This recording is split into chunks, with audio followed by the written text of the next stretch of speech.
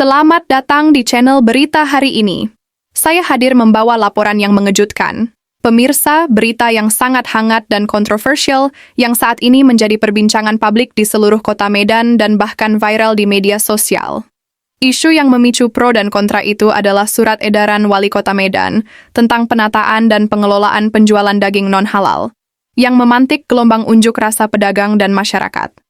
Beberapa hari terakhir ini, publik Medan dihebohkan oleh beredarnya video dan isu di media sosial yang menyebutkan bahwa pemerintah kota Medan melarang penjualan daging non-halal, khususnya daging babi, di wilayah ibu kota Provinsi Sumatera Utara ini. Isu ini begitu cepat viral, memicu reaksi keras dari pedagang, konsumen, organisasi masyarakat, bahkan politisi dan tokoh agama. Semua pihak ingin suara mereka terdengar.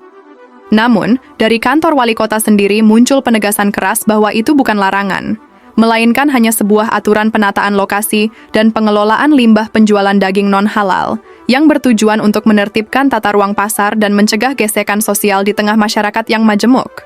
Pemkot Medan menegaskan bahwa tidak ada maksud untuk melarang aktivitas perdagangan, terutama komoditas non-halal. Isu ini kemudian memantik aksi massa besar-besaran di depan kantor Wali Kota Medan di Jalan Kapten Maulana Lubis. Ribuan pedagang dan konsumen daging babi turun ke jalan secara bersamaan.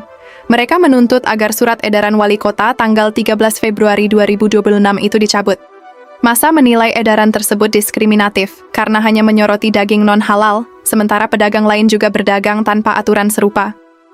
Koordinator aksi, Lamsiang Sitompul, menyebut bahwa dari judul saja sudah mengandung diskriminasi, karena hanya menyinggung non-halal secara eksplisit. Menurutnya, pedagang non-halal seperti penjual daging babi sudah memenuhi prosedur resmi di rumah potong hewan dan tidak sepatutnya dipersepsikan sebagai ancaman atau kotor. Dalam aksi yang berlangsung, sejumlah pedagang bahkan memajang dan menjual daging babi di halaman kantor wali kota, sebagai bentuk protes simbolis atas dugaan pelarangan yang mereka rasa tak adil dan merugikan. Bukan hanya soal jualan saja, aksi ini juga membawa aspirasi yang lebih luas.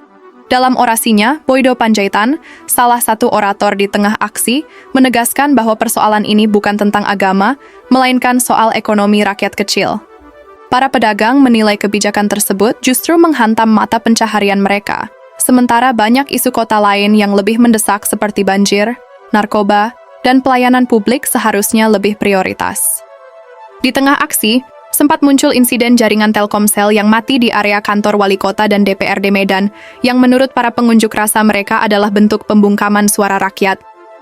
Menanggapi situasi yang memanas, berbagai organisasi masyarakat dan tokoh agama ikut memberikan komentar. Forum Kerukunan Umat Beragama, FKUB, bersama Majelis Agama di Medan mengeluarkan pernyataan agar masyarakat tidak mudah terprovokasi isu yang bisa memecah kerukunan antar umat beragama. Mereka mengimbau semua pihak untuk tetap tenang dan bersatu menjaga perdamaian kota.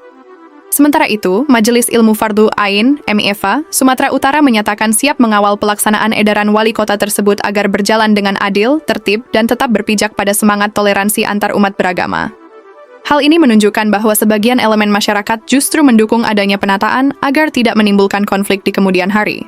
Pemerintah Kota Medan sendiri telah beberapa kali memberi klarifikasi bahwa edaran yang diterbitkan bukan pelarangan menjual daging non-halal, tetapi semata upaya penataan lokasi.